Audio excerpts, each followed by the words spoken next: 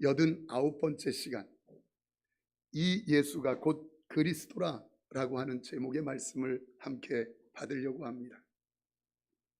전도를 하면 여러 일들이 많습니다. 특별히 전도를 하는데 두 분이 지나가요.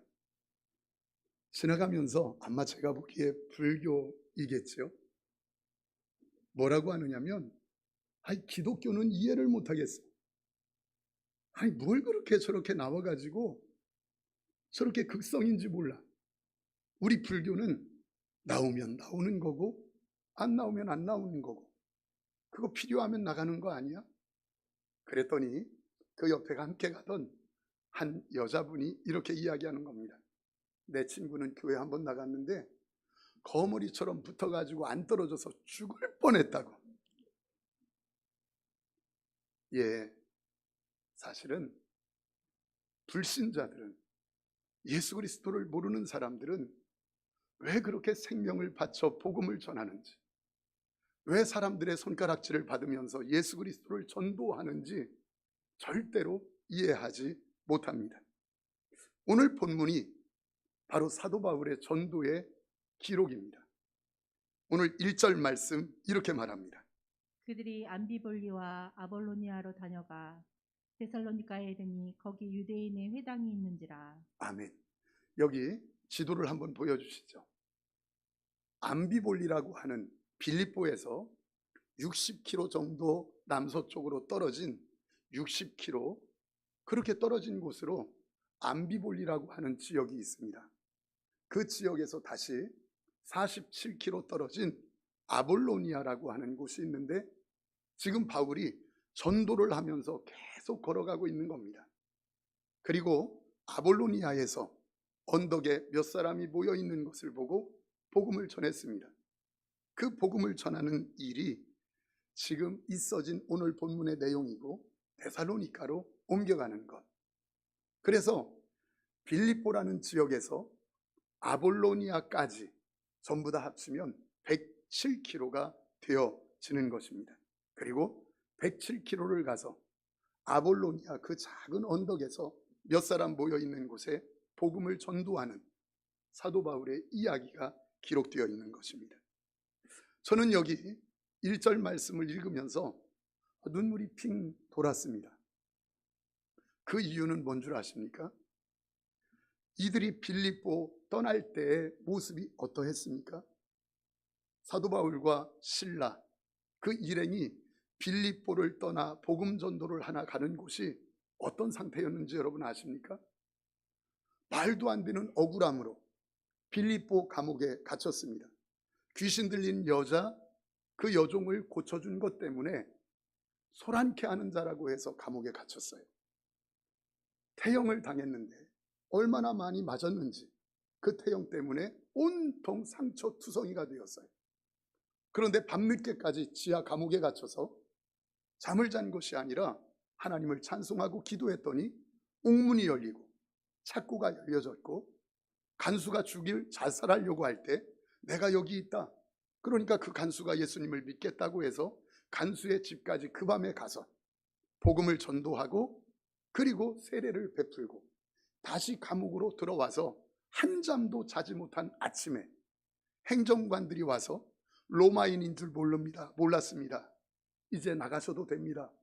그래서 나왔는데 루디아라고 하는 그 당시에 교회에 가서 그들을 위로하고 격려하고 쉴 틈도 없이 다시 빌립보에서 바로 여기 암비볼리라고 하는 곳으로 60km를 걸어간 것입니다.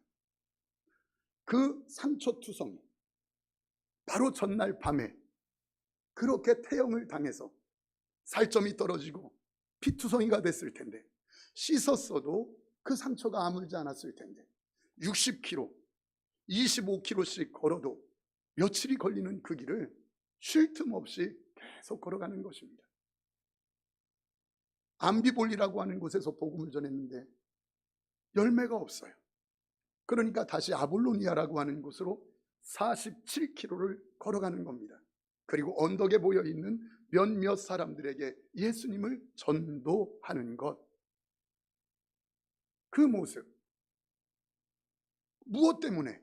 상처투성이인 피 흘린 모습 그대로 쉴 틈 없이 그대로 아픈 몸 가지고 60km를, 그리고 빌립보에서 사실은 여기 아볼로니아로까지는 107km인데 그렇게 가서 복음을 전하는 일이 무엇 때문에 그렇게 했을까? 어떤 것 때문에 그랬을까라고 할 때 눈물이 나는 것이에요. 사랑하는 성도님들, 왜 그랬을까요? 무엇 때문이었을까요? 좀 더 큰 집에서 살고 싶어서, 좀 더 이름 내고 싶어서, 좀 더 남들보다 좀 돈을 더 벌고 싶어서요? 아니요. 딱 한 가지였습니다.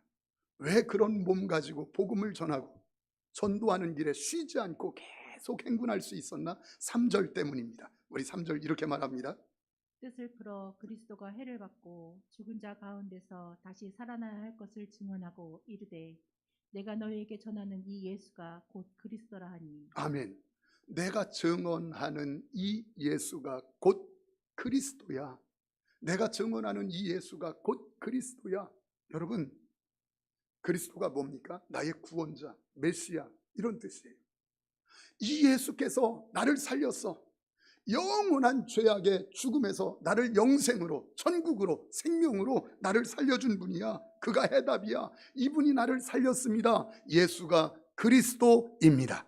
이거 하나 전하기 위해서, 요 한마디 전하기 위해서 그렇게 피투성이가 된 채로, 상처투성이가 된 채로 쉬지 않고 계속해서 전도하는 사도 바울의 모습을 보는 것이에요. 85억 뛰어지는 인류, 딱 이 땅에 태어나자마자 누구 한 사람 예외 없이 죽음을 향해서 계속해서 달려가는 것입니다. 그렇게 죽음을 향해서 계속 달려갑니다. 그런데 사람들은 착각을 하기를 돈 있으면 살 것처럼 착각을 합니다.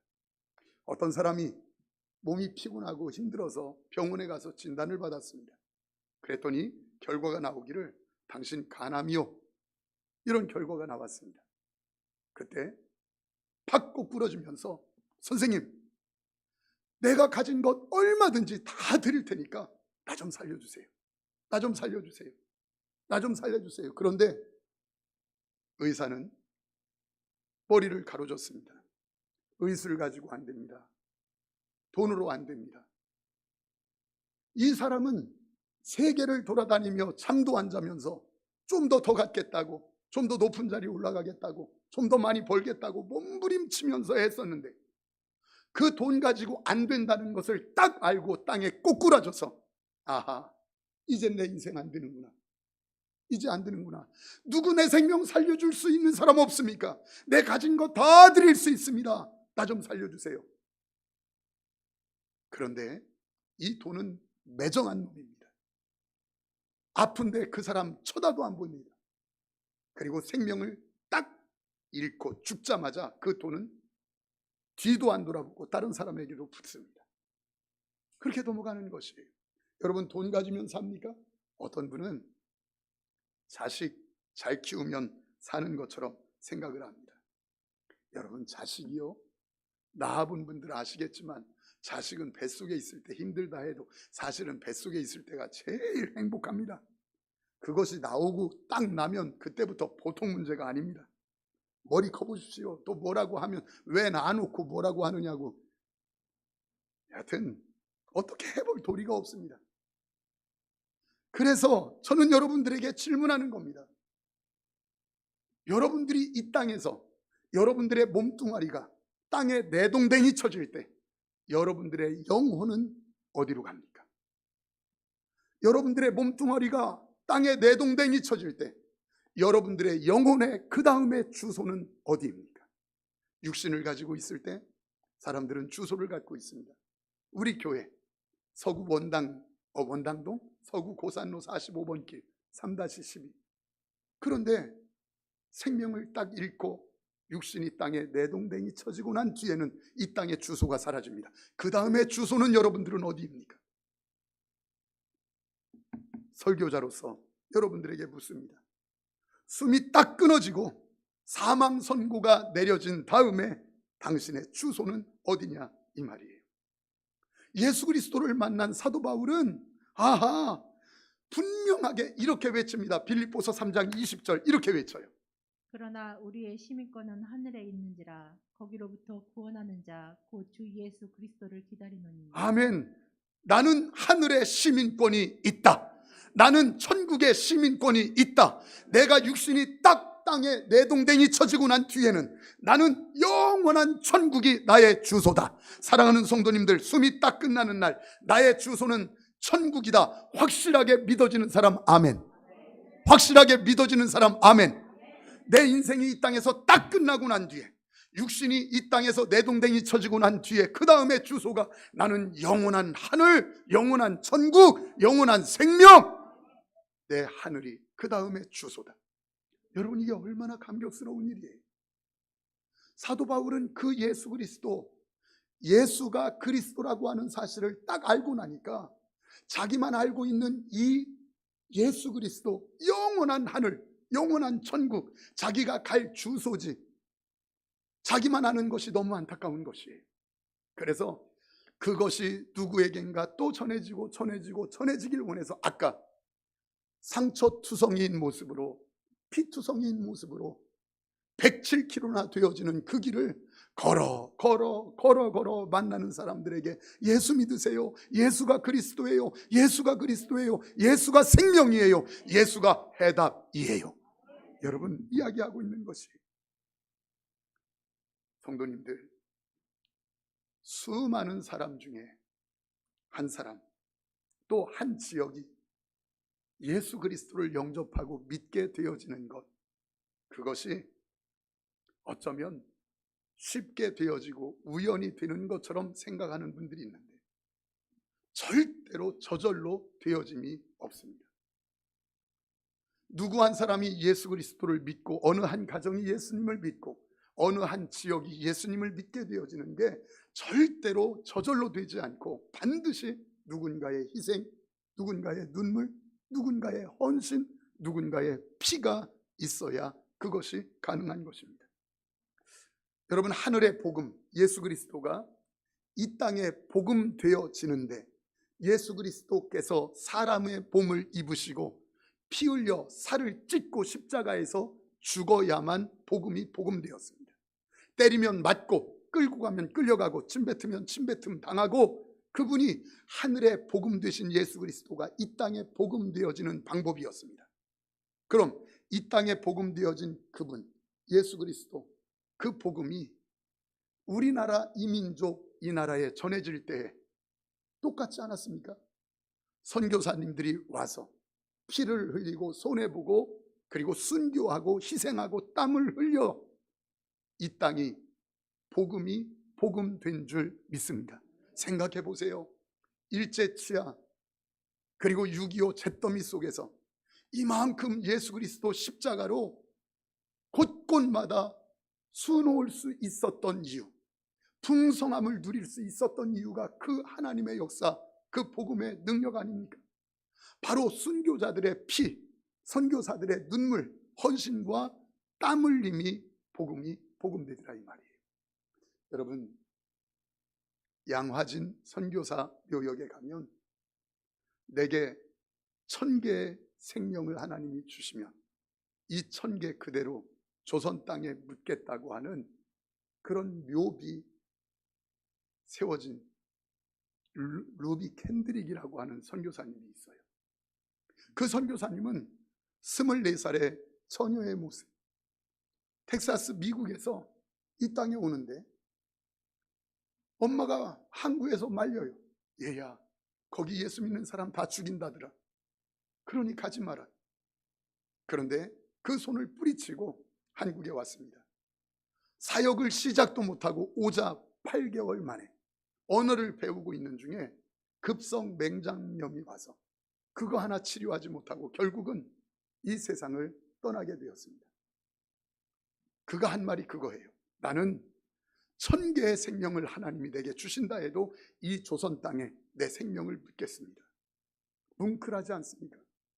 그가 마지막 부모님에게 쓴 편지의 내용 중에 이런 내용이 있습니다. 집들 심었던 꽃이 활짝 피었다는 소식을 어머니로부터 들었을 때 하루 종일 집 생각만 했습니다. 이곳은 참 아름다운 곳입니다. 선한 마음과 복음에 대한 열정으로 보아 아마 몇십 년이 지나면 이곳은 주님의 사랑이 넘치는 곳이 될 것 같습니다. 그러나 한편에서는 탄압이 점점 심해지고 있습니다. 그저께는 주님을 영접한 지 일주일도 안 되는 서너 명이 끌려가서 순교했고, 토마스 선교사와 제임스 선교사도 순교했습니다. 본부에서는 철수하라고 했지만 대부분의 선교사는 그들이 전도한 조선인과 숨어서 예배를 드리고 있습니다. 오늘 밤은 유난히 고향으로 돌아가고 싶습니다. 외국인을 죽이고 기독교를 정오한다는 소문 때문에 부두에서 저를 끝까지 말리셨던 어머니의 얼굴이 자꾸 제 눈에 어른거립니다. 아버지, 어머니, 어쩌면 이 편지가 마지막일 수도 있습니다. 저는 이곳에 작은 씨앗이 되기로 결심했습니다.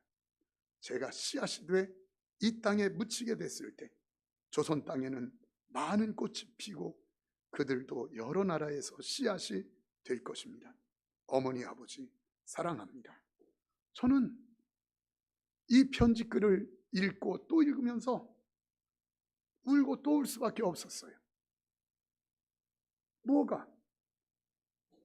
24살 된 처녀를 이 땅에 보내서 생명을 이곳에 묻게 만들고 내게 1000개의 생명을 준다 해도 그 당시에 미개한 나라였던 조선 땅, 이 땅에 생명을 묻겠다고 하겠습니까? 이 루비 캔드릭의 이 이야기와 지금 17장 1절에 사도 바울의 피투성이가 된 채, 상처투성이가 된 채 107km를 걸어가면서 예수 믿어야 됩니다, 예수가 그리스도입니다라고 전하는 이 사건과 오버랩되는 것이에요. 어떻게 이런 삶을 살 수 있을까? 그래서 이 말씀을 준비하며 하나님, 이 영성을 이 목사에게도 주시고 이 영성을 예배하는 하나님의 사람 우리 성도들에게도 주옵소서. 복음이 세상에 전해질 때 예수 그리스도께서 이 땅에 오셔서 피 흘리고 살을 찢어 십자가에서 죽으셔야만 복음이 되었습니다. 이 땅에 전해진 복음이 이 나라 이 민족이 전해질 때에도 선교사들이 와서 피 흘려 순교하고 땀을 흘려 헌신하고 손에 보아야만 복음이 복음되었습니다. 그뿐입니까?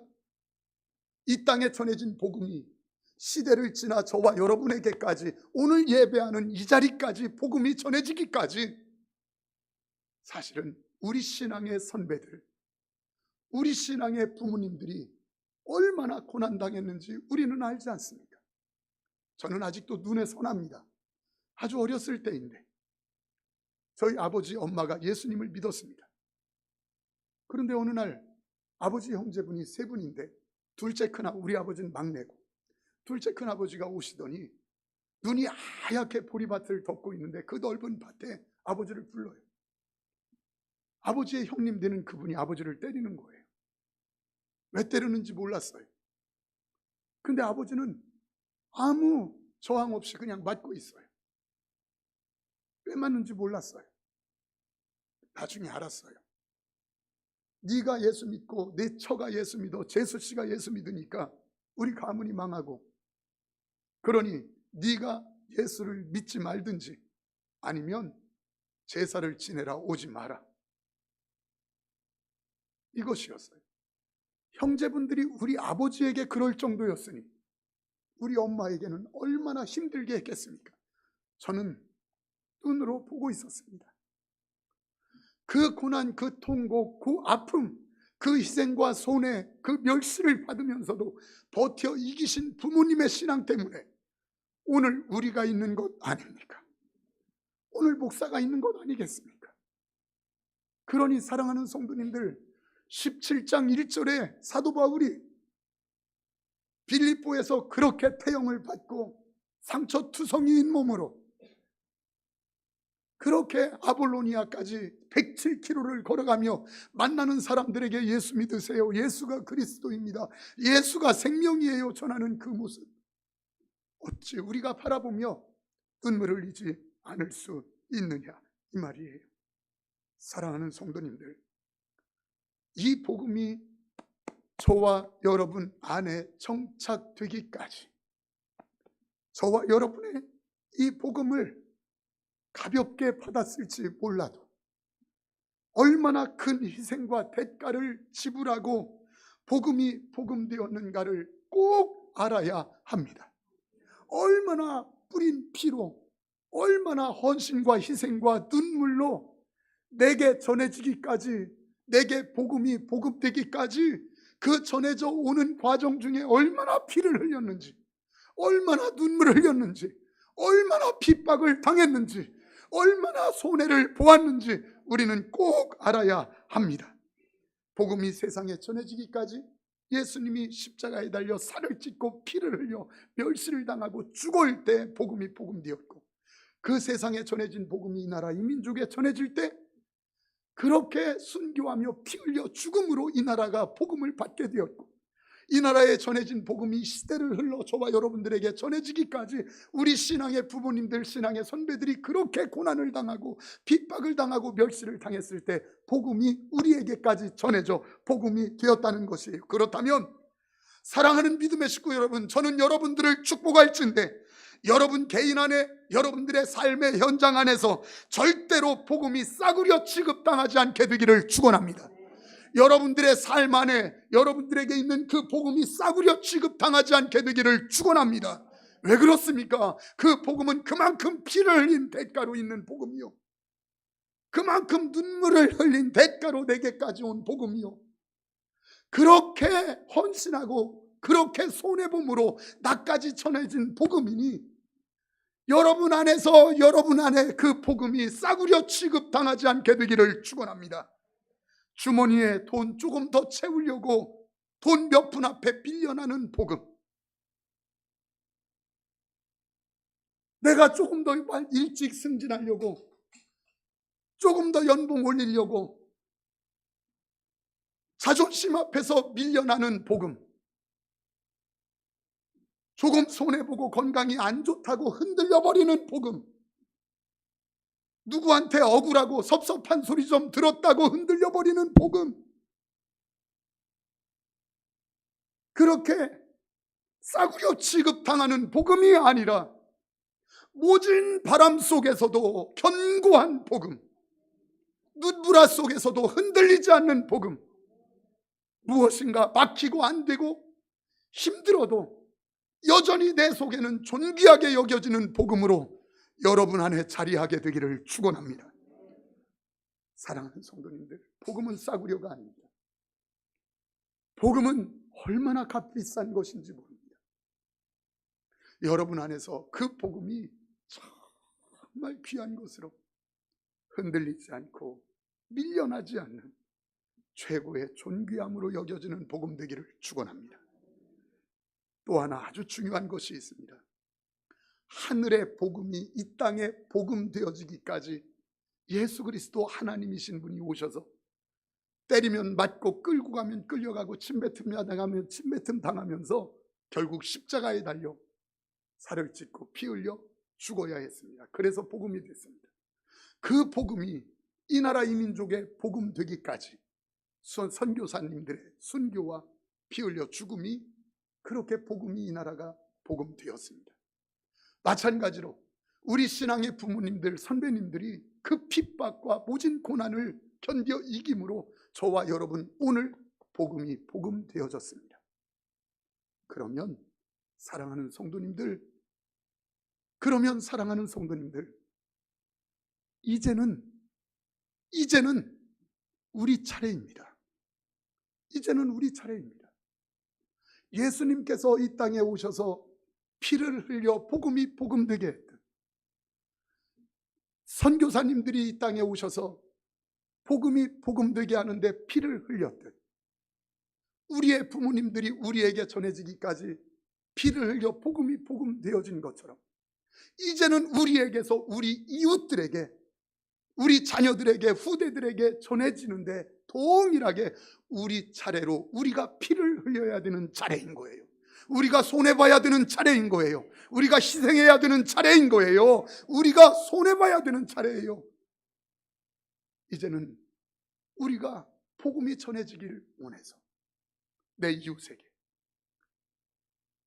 내 자녀들에게 이제 우리 차례인 것이 우리 차례. 예수님이 이 땅에 복음되어지는데 희생으로 복음됐습니다. 이 땅에 복음이 우리나라에 들어오는데 선교사님들의 희생으로 복음됐습니다. 그 복음이 우리에게 전해지기까지 우리 부모님 세대의 희생이 있었습니다. 이제는 동일하게 연장선상에서 우리도 누군가에게 복음되어지기 위해선 희생하지 않고는 될 수 없는 것이에요. 전도는 손해보는 것입니다. 전도는 희생하는 것입니다. 전도는 내가 눈물을 흘리는 것이에요.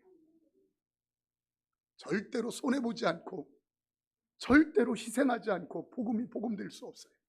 한 동네에 과일 가게가 있었습니다.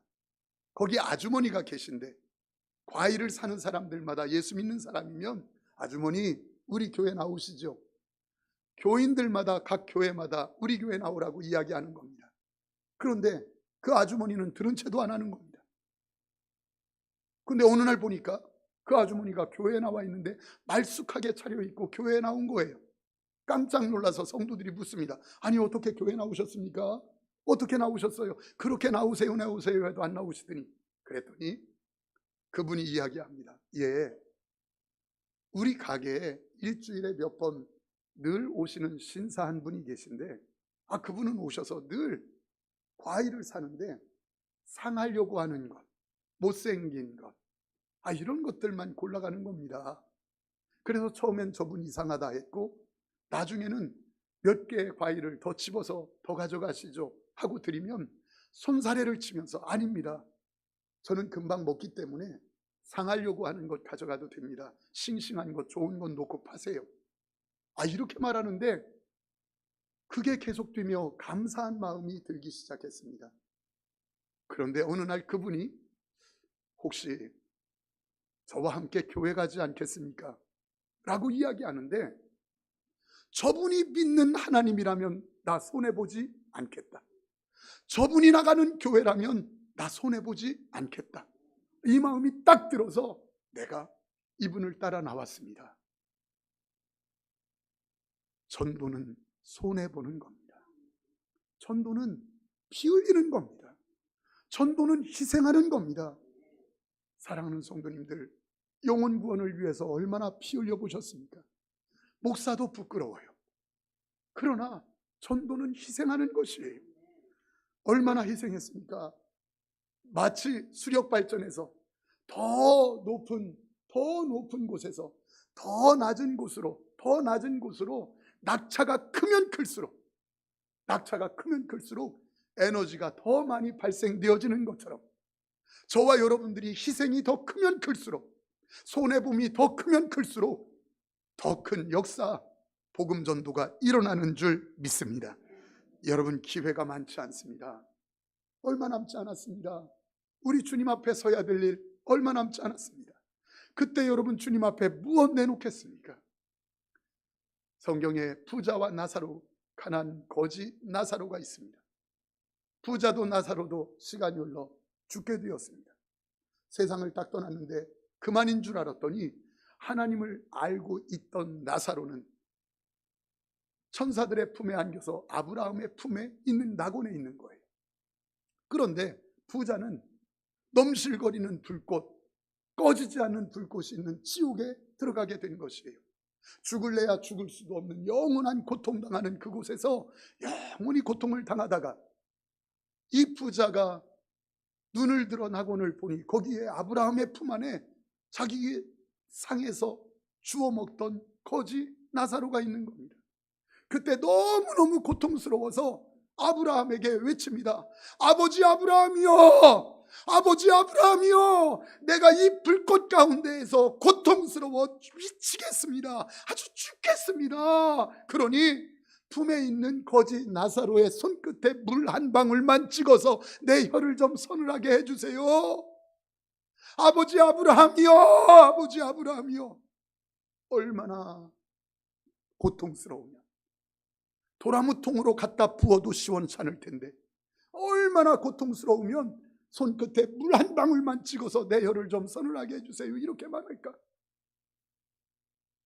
사랑하는 성도님들, 이 처절에도 처절할 수 없는 절규가, 이 비참에도 이렇게 비참할 수 없는 절규가, 이렇게 고통스러워도 이렇게 고통스러울 수 없는 절규가 여러분의 자녀들의 절규가 아니기를 축원합니다. 여러분들의 이웃들의 절규가 아니게 되기를 축원합니다. 그래서 복음을 전해야 되는 것이에요. 육신이 있을 때만 천국과 지옥이 결정나요. 이제는 천국 더 이상 죽고 난 뒤에는 심판만 있을 뿐이에요. 사랑하는 성도님들, 영원한 심판, 지옥, 천국, 영생, 생명, 이것이 기독교적 용어 정도로 생각하고 있습니까? 여러분, 절대로 안 됩니다. 왜 그렇습니까? 지금 바로 그 사건이 저와 여러분들에게 성큼 다가오고 있기 때문입니다. 꼭 기억하십시오. 이 복음은 절대로 싸구려 취급당하지 않아야 될 가치 있는 복음입니다. 그리고 이 복음은 이제 우리가 받았듯이 누군가에게 우리가 희생함으로 전해야 될 우리의 차례입니다. 꼭 기억하시고 하나님과 더불어 승리하는 저와 여러분들 되시기를 축원합니다. 우리 하나님 앞에 찬양합시다. 하나님, 정말 온 세상 위에 내가 복음 전하는 자 되게 하옵소서. 우리 이 찬양 함께 가사 기억하며 드립니다.